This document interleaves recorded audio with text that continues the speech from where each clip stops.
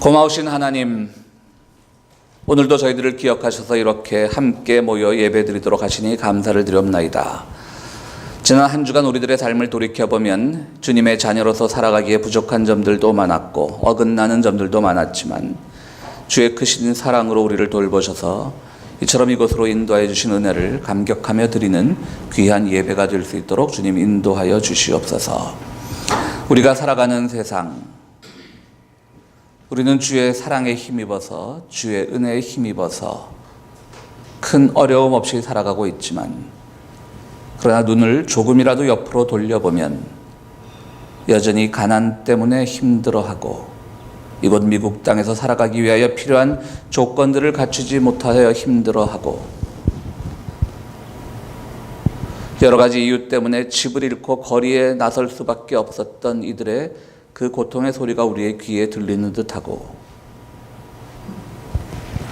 우리와 믿는 바가 다르지만 그것 때문에 불이익을 당하는 이들의 한숨도 들려오는 이 시절입니다. 주님, 특별히 우리 대한민국을 사랑하셔서 참으로 오랫동안 분단과 증오에 점철되어 있던 세월들이 조금씩 사라지고 그 서광을 보이게 하시니 감사를 드리옵나이다. 이제는 남과 북이 서로 증오를 버리고 사랑 가운데 살아갈 수 있도록 도와주시고, 무엇보다도 우리의 북과 또 우리가 살아가고 있는 이 땅 미국 역시 참으로 좋은 관계를 맺을 수 있도록 주님 은총 베풀어 주시고, 또 그 일을 추진하고 준비하고 계획하고 결정하는 모든 위정자들의 마음도 주님께서 다스려 주시기를 간절히 바라고 원하옵나이다. 참으로 오랜 세월 동안 우리에게는 증오의 대상이었던 북이 이제는 그 증오가 사라지자 많은 사람들이 그 증오의 대상을 다른 곳으로 돌려 참으로 이해할 수 없는 현상들이 벌어지고 있습니다. 우리의 고국 땅에는 중동의 그 지리한 내전을 피하여 우리 땅까지 왔던 난민들을 받지 말자는 목소리가 오히려 그들이 이슬람이라는 이유로 인해서 교회를 통해서 전파되고 있습니다. 주님은 늘 이웃을 보듬으라 하셨고, 주님 역시 난민이셨고, 이스라엘 역사 자체가 난민의 역사인데 그것을 믿는다 하는 기독교인들이 우리를 찾아온 이웃들을 차갑게 외면하며 그 선봉에 교회가 서 있는 이 현실을 우리가 어찌 받아들여야 하는지요. 우리가 살고 있는 미국 땅, 특별히 우리와 가까운 이 한인타운에 집 없는 자들을 위한 시설을 지어준다고 하는데 교회가 앞장서서 반대하는 그 아픈 현실은 또 우리가 어찌해야 하는지요. 왜 주님께서는 십자가에 달려서 죽으면서까지 우리에게 사랑을 전파하셨는데, 그분의 손과 발에 못을 박던 이들에게 용서를 선포하셨는데, 예수를 믿는다라고 하는 이들이 어찌 그렇게 사랑보다는 혐오와 증오를 앞세우는지, 참으로 같은 기독교인이 맞는지 때로는 의아할 때가 많음을 주님 앞에 솔직히 고백합니다. 어떤 것이든 낯선 것과 마주할 때 누구에게나 두려움이 있기 마련. 우리가 진정한 신앙인이라면 주님의 사랑을 가지고 그 모든 두려움을 이겨내고 그 모든 낯선 것들을 보듬는 마음이 생기는 것이 정상일진데, 오늘 그렇지 못한 우리의 이웃 크리스천들을 보면서 우리의 마음은 심히 아픕니다. 물론 그들의 마음뿐 아니라 우리들에게도 우리가 알게 모르게 왜곡된 시각이 있을 것이고, 우리에게도 편견이 있을 것이고, 우리에게도 잘못이 있음을 압니다. 우리만 다 옳고 의롭다는 그런 착각에 빠지지 않도록 도와주시고, 우리가 우리 스스로를 돌아보면서 늘 회개하고 겸손한 마음으로 살아갈 때 그들의 마음도 변화될 수 있다는 그 놀라운 은총을 우리 가운데 약속으로 허락하여 주시옵소서. 7월이 시작되었습니다. 이번 주간에는 이 땅의 독립기념일이 있습니다. 참으로 오래전 이 땅에 살기 위하여 죽음을 마다하지 않고 건너왔던 이 땅의 건국의 시조들, 그리고 독립을 선포했던 여러 지도자들, 이 풍요로운 땅에서 그들이 함께 나누고 함께 먹고 살아도 충분히 남을 법한 이 세상에서 그들은 초기에 이 나라를 세우고 이 나라를 발견했을 때의 그 순박했던 마음은 사라지고 이 땅에 살아가던 이들을 학살하고 또 그들의 노동력으로 안 되는 부분을 채우기 위하여 먼 아프리카에서 많은 이들을 노예로 데리고 와서 죽이고 학대하고 그랬던 세월을 봅니다. 참으로 이 풍요로운 땅에서 지금 역시 이민자들에 대해서 높은 벽을 가지고 있는 이 땅, 어린아이와 부모를 갈라놓는 그런 이 땅, 주여 이 땅에도 속히 회개와 사랑의 복음이 전파되어서 말로만 기독교 국가요, 말로만 기독교 이념에 의해 세워진 나라가 아니라 진정으로 주님의 뜻에 의해서 움직여지지 않는 귀한 나라가 될 수 있도록 주여 도와주시옵소서. 아버지 하나님, 예배 드릴 때 우리 마음엔 이처럼 여러 가지 한탄들이 가득하지만 하나님께서 우리 마음에 찾아오셔서 위로해 주시고 한탄이 기쁨으로 바뀔 수 있다는 소망을 허락하여 주시고 우리 또 각기 가지고 있는 여러 가지 문제를 놓고 기도할 때 그 기도에 응답하여 주시는 놀라운 기쁨도 허락하여 주시옵소서. 이 시간 다른 공간에서 예배드리는 우리의 자녀들을 기억하여 주시고 오늘 교회를 찾지 못한 교우들 어디에 있든지 간에 주의 크신 사랑으로 보듬어 주시고 성가대 찬양을 통하여 우리 모두가 은혜를 나누게 하시고 말씀을 통하여 전하는 이나 듣는 이나 모두가 말씀 앞에서 바로 설 수 있도록 도와주시옵소서. 이 모든 말씀 우리 주 예수 그리스도 이름으로 기도드리옵나이다. 아멘. 참 우리가 현대 건축물, 오래된 건축물도 물론 마찬가지지만요, 이 문이라고 하는 것이 참 우리에게 아주 소중한 것들입니다. 어느 집이든 문이 있어야 하는 것이고요. 또 이 문이라고 하는 말은 단순히 이런 물리적 공간을 나누는 것뿐만이 아니라 우리 가운데 있어서 많은 은유적이고 비유적인 표현으로 씁니다. 우리가 같은 학교를 나온 사람들을 동문이라고 할 때 같은 문을 들락날락했다라고 하는 것이죠. 그래서 동문수학했다, 이런 말들도 쓰기도 합니다. 문에도 많은 종류가 있습니다. 기능적 문 말고요, 미닫이냐 여닫이냐 이런 기능적 문 말고 강대국들이 약소국을 침공한 것을 기념하는 개선문 같은 것들도 있고요.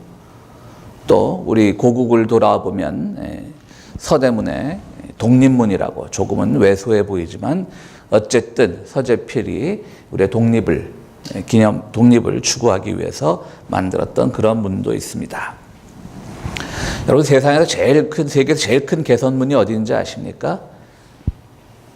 평양에 있습니다. 평양에 있는 개선문은 파리에 있는 그 유명한 개선문, 그것보다도 훨씬 더 커서요, 아주 큰 웅장함을 자랑하고 있습니다. 우리 남이나 북이나 다 우리나라 사람들이 큰 거를 좋아하는 것은 사실인 모양입니다. 특별히 그 평양의 개선문은 김일성 주석의 그 70회 생일을 기념해서 만든 거라고 하고요. 높이가 무려 60m, 폭은 50m라고 합니다. 어쨌든 현재 있는 개선문으로서는 가장 큰 것을 자랑하고 있습니다. 또 우리 전통적으로 올라가다 보면, 역사를 거슬러 올라가다 보면 연려문이라는 게 있습니다. 그래서 한 가정에서 한 여성이 희생당한 것을 기념하는 연려문을 세워주었죠. 사실은 그 여성에 대한 굉장한 폭력입니다.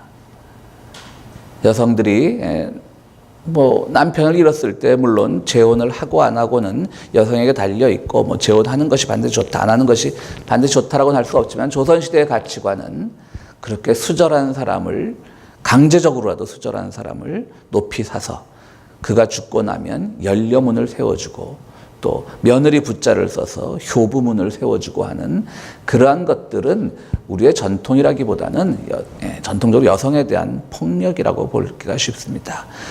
그분이 죽어서 그 문 하나로 어떤 위로를 받았을까요? 그분이 살면서 당했던 고통은 모두 사라지게 되고 마는 것입니다. 어쨌든 이렇게 문이 아주 여러 가지 종류가 있습니다. 제가 나온 대학은, 제가 70년대 후반에 대학을 들어갔을 때 특이하게도 교문만 덩그러니 있었습니다. 무슨 말이냐면 옆으로 담장이 없었다는 말입니다. 그래서 나는 학교를 들락날락 하면서 왜 문을 세워놨을까 좀 궁금했습니다. 담장이 있다면 그 가운데 들락날락하고 문이 있을 법한데 왜 그런 문을 세워놨을까? 그래서 저는 여러분들 잘 알다시피 조금 삐딱한 데가 있잖아요. 그래서 일부러 문 옆으로 다녔습니다. 그럼 문으로 안 다니고 그랬던 기억이 납니다. 제가 아무래도 세워놓은 걸 잘 모르겠더라고요. 그랬더니 군대 갔다 오고 제대를 했더니 담장이 생겼습니다. 그 사이에도 어떤 일이 있었냐면 제가 대학을 들어가 70년대 후반은 박정희 정권 때였고 제대를 하니까 전두환 정권이 들어서서 훨씬 시위가 더 많아지고 그러다 보니까 학생들을 통제하기 위해서 담을 세웠던 것 같습니다. 이처럼 문이라는 것은 참 필요한 것 같으면서도 어쩌면 그것이 왜 존재하는가 우리에게 의문을 줄 때도 많이 있습니다. 저는 문을 생각하면 이런 궁금증이 항상 듭니다. 문이라는 것에 주택에서 가정에서 문이라고 하는 것은 우리를 보호하는 기능일까? 아니면 그 문을 열고 밖으로 나가서 세상과 교류하기 위해서 만들어졌을까? 그럼 설교를 들으실 때 여러분들은 이렇게 또 저한테 질문을 하실지도 모르겠어요. 그 두 가지 기능이 다 있지. 문을 닫고 들어오면 가정에서 보호하는 기능이 있고 또 아침에 일어나서 나갈 때는 세상을 향하여 나가는 거니까 두 가지 기능이 있지. 꼭 뭐 그렇게 나눠야 되느냐 질문을 하는데 또 저는 또 이상한 거 잘 궁금해 하거든요. 인류 최초의 문은 보호하는 기능으로 만들어졌을까? 나가는 기능으로 만들어졌을까? 참 문이라는 것이 여러 점에서 우리에게 아무것도 아닌 것 같지만 철학적으로 많은 의미를 주는 것 같습니다. 오늘 요한복음 10장에 제가 문에 대한 얘기가 좀 길었는데요. 요한복음 10장이 문에 대한 이야기입니다. 그런데 철학적으로도 많은 고민거리를 주는 문일 뿐 아니라 오늘 요한복음 10장을 보면 신학적으로도 많은 고민을 주는 문이기도 합니다. 오늘 본문을 그대로만 읽자면 그렇게 어려운 본문은 아닙니다. 주님께서 제자들에게 비유로 말씀하십니다. 나는 양은 그 문으로 드나든다. 그래서 양들은 그 목자의 음성을 듣고 목자가 자 양들아 나가서 이제는 꼴을 뜯어먹을 시간이다 라고 하면 문지기가 그 문을 열어준다. 특별히 양들은 목자의 음성을 아주 잘 구분을 해서 그것을 웬만해서 헷갈리는 법이 없다. 그러면 그렇게 해서 양들을 잘 먹이는 목자다. 요까지만 본문 7절까지만 본문으로 하자면 설교는 매우 쉽습니다. 신학적 고민도 없습니다. 어떻게 설교하면 될까요? 우리는 모두 주님을 따르는 사람들입니다. 주님의 말씀만 잘 듣고 딴 말 듣지 말고 주님의 말씀만 듣고 우리 주님만 따라 살면 우리 모두 축복을 받습니다. 아멘 하셔야죠. 그렇게 하면 오늘 본문은 굉장히 쉬운 본문입니다. 이게 어려울 게 뭐 있나 싶죠. 근데 당장 1절부터 7절까지 봐도 조금은 애매합니다. 문지기라고 하는 제3의 존재가 나옵니다. 그럼 문지기는 뭘까?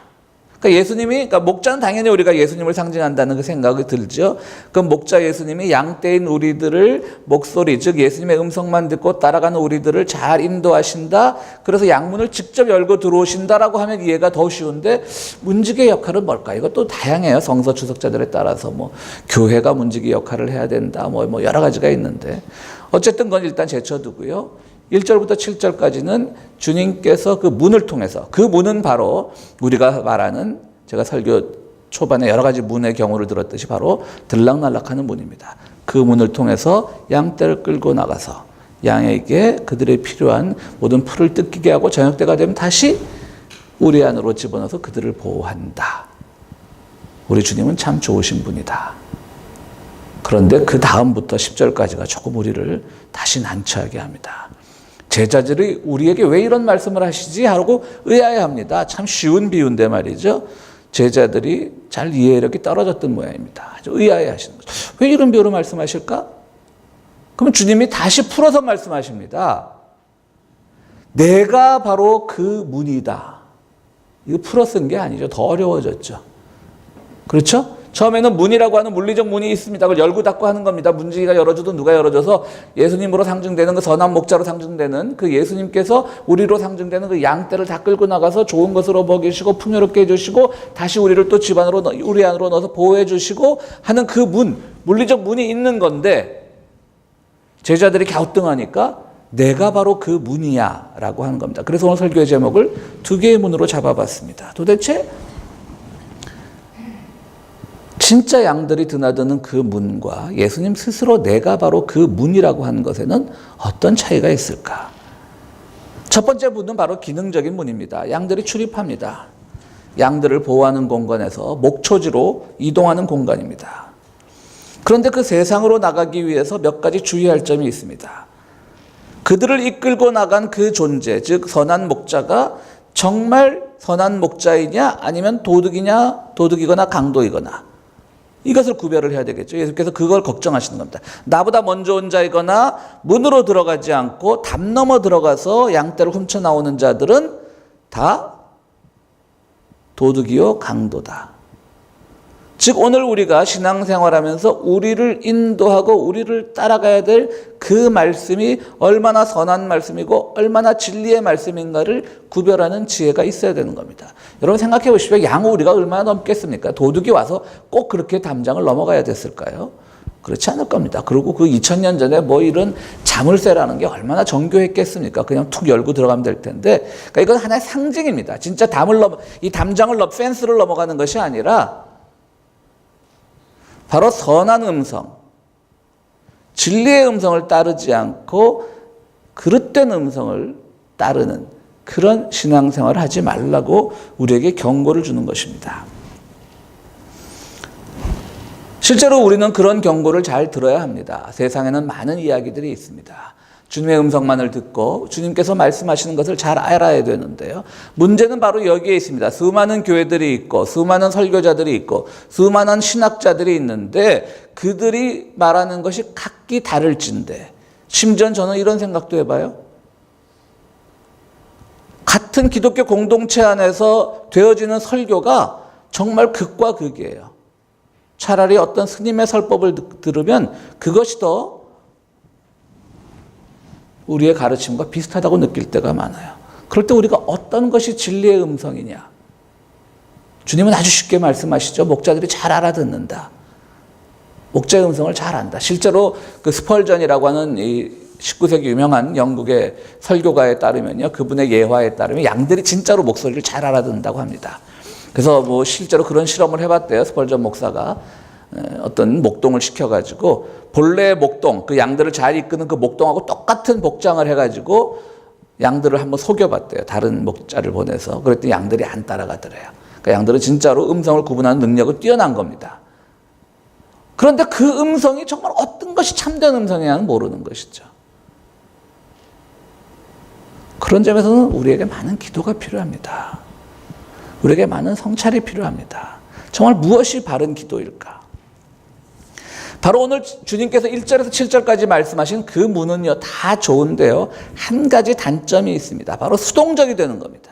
늘 따라가는 겁니다. 내가 어느 음성에 귀를 기울여야 될까 따라가는 겁니다. 자기 성찰이 부족하면 따라가게만 되는 겁니다.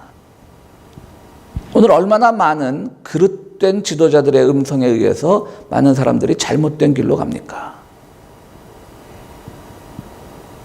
저마다 제각기 자기가 진리라고 하지만 진리기는커녕 사회로부터 지탄받는 목회자들의 설교가 얼마나 많이 있습니까? 그래서 행여 그들을 향해서 조금이라도 비판하게 되면, 그들의 잘못을 조금이라도 지적하게 되면 교인들이 벌떼처럼 일어나서 방송국, 신문사로 찾아가서 항의를 하거나 그럽니다. 늘 수동적이 됩니다. 자기들 스스로가 판단하지 못합니다. 여러분들 아주 유명한 영화 양들의 침묵이라고 있죠. 아주 오래된 영화인데요. 아주 얼핏 보면 굉장히 잔인한 영화이지만 아주 많은 철학적인 의미를 담고 있는 영화인데요. 그 조디 포스터라고 하는 여배우가 스털링이라는 그런 이름을 가진 FBI 그 수습 형사로 나오는데요. 이 사람이 그 어떤 아주 연쇄살인, 아주 잔혹한 연쇄살인을 조사하면서 밤마다 악몽에 시달리는데요. 뭐냐면 실제로 그가 어릴 때 부모를 잃고 친척집에 맡겨져서 자라게 되었는데 그 친척집이 양 농장이었어요. 근데 양 농장이 양의 주인이 평생 양을 잘 먹이기 위해서 키우는 건 아니잖아요. 때가 되면 그것을 잡아서 팔고 양고기를 해먹고 그렇게 파는데 키우는 건데, 이 스털링은 그게 너무 슬펐던 거예요, 양들이. 그래서 밤에 몰래 한 마리씩 빼내서 이제 탈출을 시키는 겁니다. 그런데 양들이 멀리 도망가질 않아요. 다시 우리로 돌아오곤 해요. 그러다 그것이 결국 그 친척한테 발각이 되어서 그 집을 떠나게 되는데, 그 악몽이 자꾸 꿈에 드러나게 되고 그것과 이제 연쇄살인과 이런 것들과 연결되는 영화인데요. 거기서 양들의 침묵이라고 하는 것은 뭐냐면요, 양들은 정말 너무 수동적인 거예요. 그 우리 안에 뭐가 정말 위험이 닥쳐도 도망가지를 못해요. 다른 가축들 같으면 도망가죠. 여러분들 닭들만 해도 보세요. 닭이 굉장히 머리 나쁜 상징이지 않습니까? 닭들마저 사람이 가도 위험을 느끼면 다 도망가는데 양들은 도망가질 않는데요. 그런데 양들은 그렇게 수동적이고 잘못되어 있는 거죠.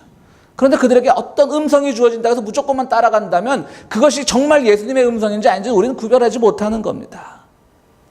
그런 점에서 오늘 두 개의 문 중에 첫 번째 문은 실제적으로 주님께서 양들이 드나드는 문이다 선한 목자를 따라와라고 하는 것은 어떤 원론적인 말씀인 것이지 거기서 누가 정말 선한 목자의 음성인지는 잘 알지 못하는 겁니다. 아마도 제자들이 의아해했던 것은 그 쉬운 비유를 잘못 이해했던 것은 그러면 누가 진짜 음성인지 우리가 어떻게 아느냐.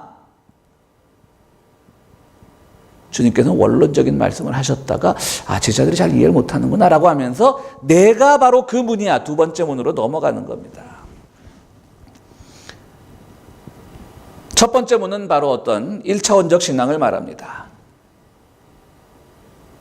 우리가 수동적인 믿음을 필요할 때도 있습니다. 우리가 주님의 이끌림을 받을 때도 있습니다.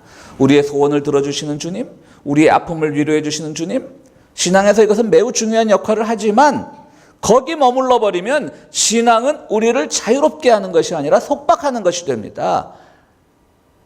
주님께서 우리 스스로 어떤 슬픔의 현장에서 우리 스스로 이겨낼 용기를 주셨는데 우리는 스스로 이겨내기보다는 수동적이 되어서 그냥 기도만 하면 이겨낼 수 있겠거니. 주님은 내가 좌절했을 때 오늘 히브리서 말씀처럼 정말 내가 비틀거릴 때 다시금 무릎을 고추 세우라고 말씀하시는데 내 스스로가 어떤 무릎에 힘을 주는 그런 재활의 의지를 가지는 것이 아니라 의지만 하려고 하는, 의존만 하려고 하는 그런 믿음이 잘못된 믿음인 겁니다.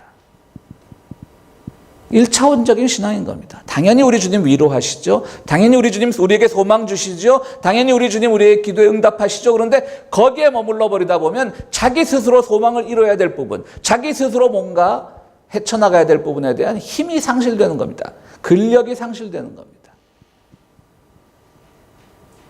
어쩌면 양들이 그런 존재였을지도 모릅니다. 그래서 주님은 말씀하시는 겁니다. 아니야, 내가 문 할게. 그러면 내가 바로 그 문이야. 이제는 어떤 정말 드나드는 문이 아니라 예수님을 문으로 삼아서 그 문을 통하여 세상을 바라보고 그 문을 통하여 세상과 교류하고 그 문을 통하여 우리가 용기를 얻으라고 하는 말입니다. 예수님을 수동적으로 따라가는 것이 아니라 내가 바로 예수라는 존재를 바라봄으로 인해서 그가 어떻게 살았고 그가 어떤 말씀을 했고 그가 어떤 실천을 했는지를 보면서 내가 그 문을 통하여 세상으로 나가라고 하는 얘기입니다.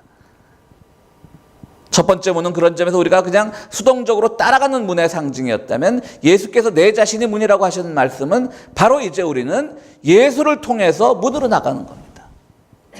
여러분, 문은 항상 뒤에서 닫힙니다. 그죠? 우리가 문 열고 나가면 앞에서 닫히면 나가지 못합니다.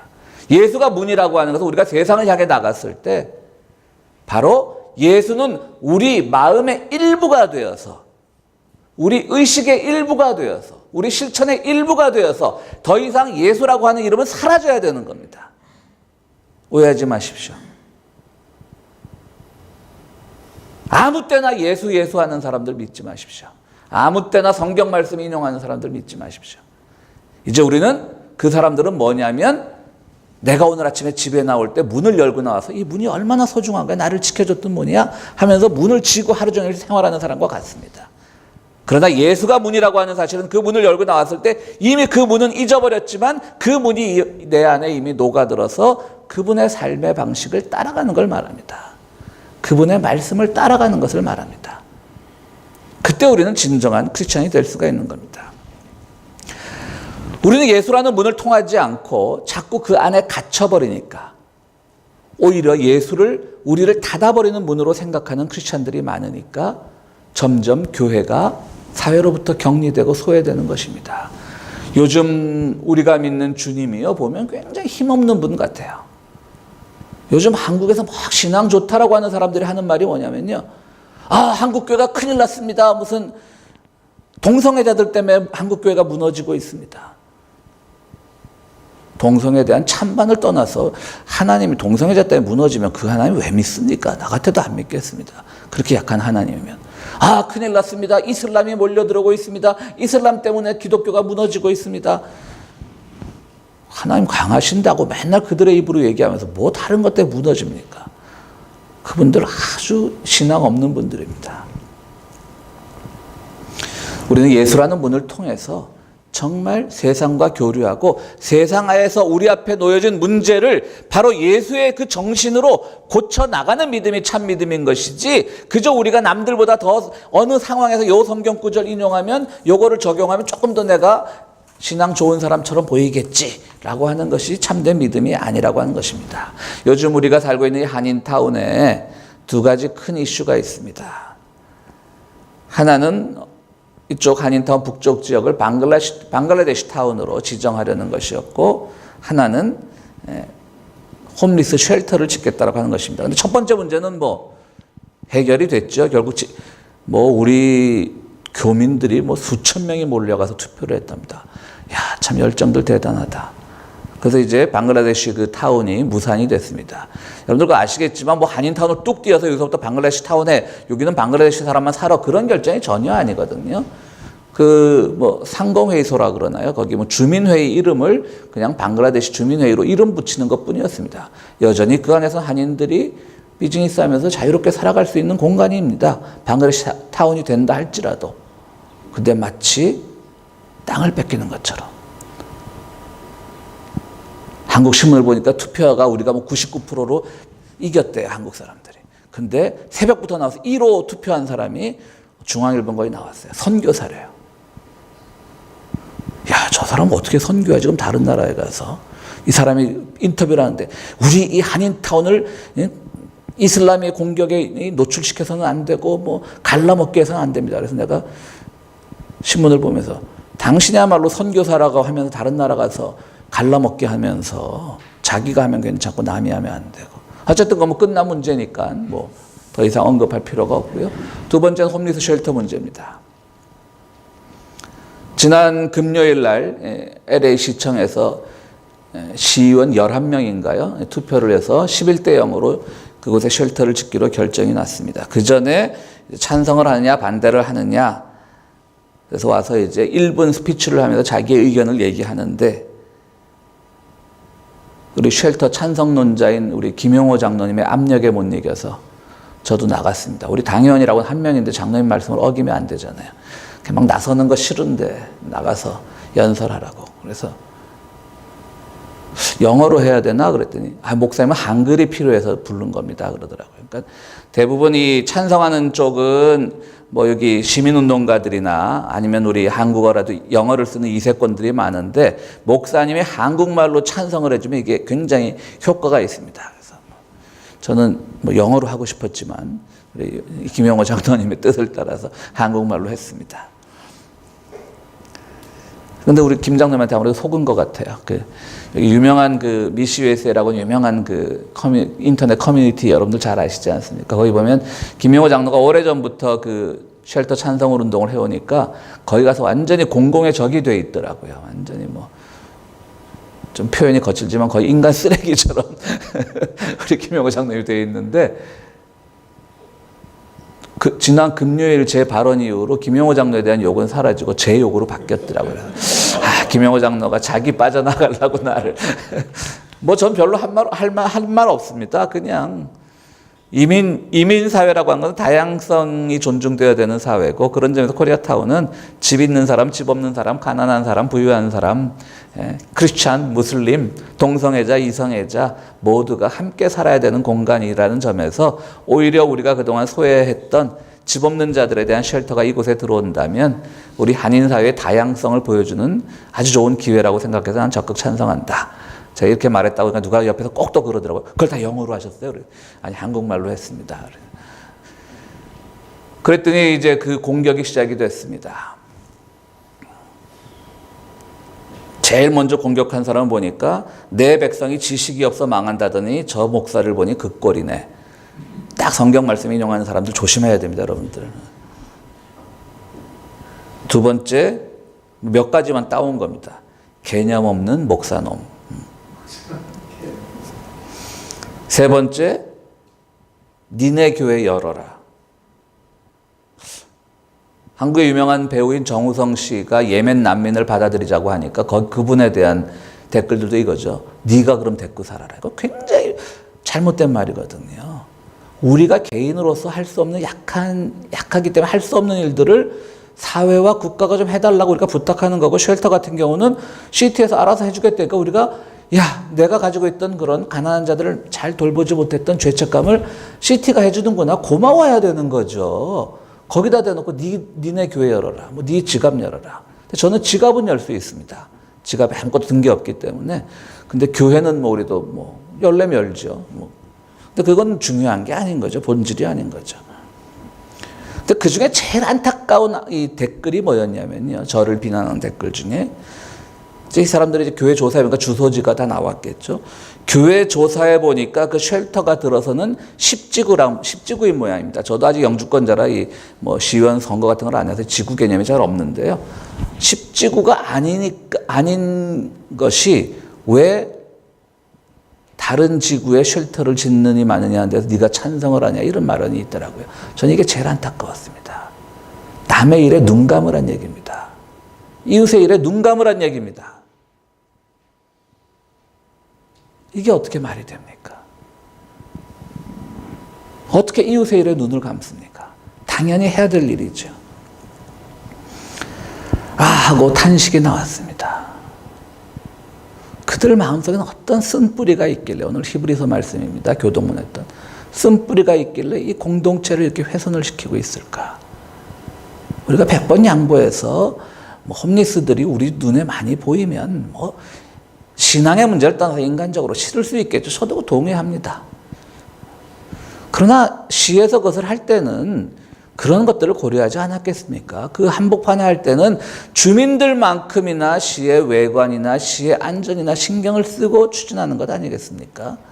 그 사람들이 거기다 정말 무슨 포로 수용소 같은 그런 빈민촌을 형성을 하겠습니까? 설마. 근데 그들의 쓴뿌리가 나서 이웃과 함께 더불어 살아가자라고 하는데, 특히 그런 데 있어서 교회가 앞장서고 있는데 저는 정말 마음이 아팠습니다. 그들이 아직 예수라고 하는 문을 모르고 있구나. 예수의 문을 통해서 나가면 그들은 그렇게 할 수가 없는 겁니다. 예수라는 문을 우리가 통해서 나가는 양떼라면 보다 우리가 주체적이 되어서 내가 이것이 무엇이 옳은지 그른지를 알아야 되는데 그것에 대한 준비가 안 돼 있으니까 그렇게 되는 겁니다. 예수가 문이라고 하는 사실, 그것은 세상의 낯선 문제들과 맞서 예수님과 함께 교류하면서 그들과 더불어 살아가라고 하는 겁니다. 오늘 또한 히브리서 교동문 말씀 우리에게 아주 재미있는 특이한 구절을 전해줍니다. 당신이 화평하게 지내십시오, 이웃과. 그래야 거룩해집니다. 우리는 거룩이라고 하는 것은 종교적인 의미로만 생각했습니다. 그러나 화평하게 지내는 것이 거룩이라고 얘기합니다. 그것이 바로 주님을 우리의 문으로 삼는 사람들의 태도인 겁니다. 사랑하는 성도 여러분, 세상의 낯선 문제들 앞에서 겁먹지 마십시오. 그것이 옳은 문제라면 여러분들이 맞서 싸울 수 있도록 주님께서 힘을 주십니다. 그것이 우리가 보듬어야 될 문제라면 누가 비난하든 간에 우리는 예수님의 정신으로 보듬어야 됩니다. 교회에 갇히지 마십시오. 글자로 쓰인 말씀에 갇히지 마십시오. 말씀의 정신에 우리는 사로잡혀야 되는 겁니다. 자기 문제만 바라보지 마십시오. 목자가 와서 나를 아주 그냥 파릇파릇한 그 목처지를 끌고 나가서 나를 잘 먹여주시겠지 하는 자기 문제에만 갇히지 말고 예수라는 문을 통해서 세상의 문제를 같이 한번 바라보십시오. 바로 예수를 문으로 고백하는 이들은 이처럼 교회 안에 더 이상 갇히지 않고 성서의 작구에 더 이상 갇히지 않고 세상의 여러 가지 낯선 문제들 앞에서 주님의 도우심을 받아 그들과 교류하며 교제하며 불의와 맞서 싸우는 힘을 우리에게 주시는 것입니다. 우리 평화의 교회 성도 여러분들은 모두 예수를 문으로 받아들이는 그런 귀한 고백의 담지자들이 되기를 간절히 바랍니다. 우리 함께 기도하시겠습니다.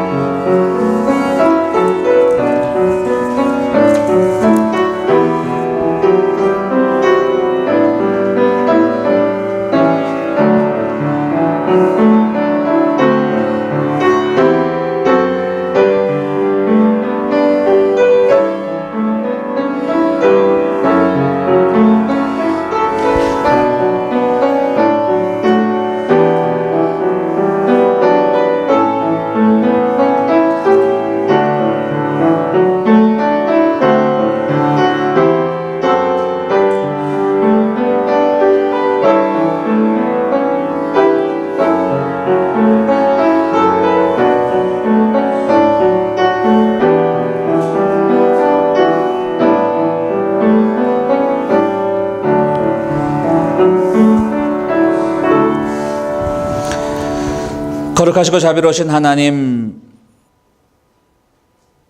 우리가 문을 통하여 세상을 나갈 때 어느 문을 통하여 나가야 될지 궁금해할 때마다, 혼돈스러울 때마다 주님께서 우리의 목자를 넘어서서 문 자체가 되어주시기를 간절히 바라곤 합니다. 주님의 문을 통하여 세상을 바라보고, 주님의 문을 통하여 세상의 낯선 자들과 손을 잡고, 주님의 문을 통하여 모든 두려움을 깨치고 그들과 연대할 수 있는 믿음의 소유자가 될 때 바로 주님께서 오늘 마지막 말씀하신 우리가 풍성한 삶을 누리게 되는 길이라는 것을 깨닫기 원합니다. 풍성하지 못하여서 여전히 문 안에 갇혀있는 우리가 되지 않도록 도와주시고, 문 안에 갇혀서 세상과 단절하는 우리가 되지 않도록 주여 도와주시옵소서. 주님의 전을 찾을 때 귀한 예물을 가지고 나온 손길들이 있습니다. 이 예물이 쓰이는 곳에 정말 놀라운 변화가 있게 하시고, 여전히 우리의 손길이 미치지 못하는 곳을 위하여 애쓰는 다른 이들과의 교제도 함께 일어날 수 있도록 축복하여 주시옵소서. 예수 그리스도 이름으로 기도드리옵나이다. 아멘.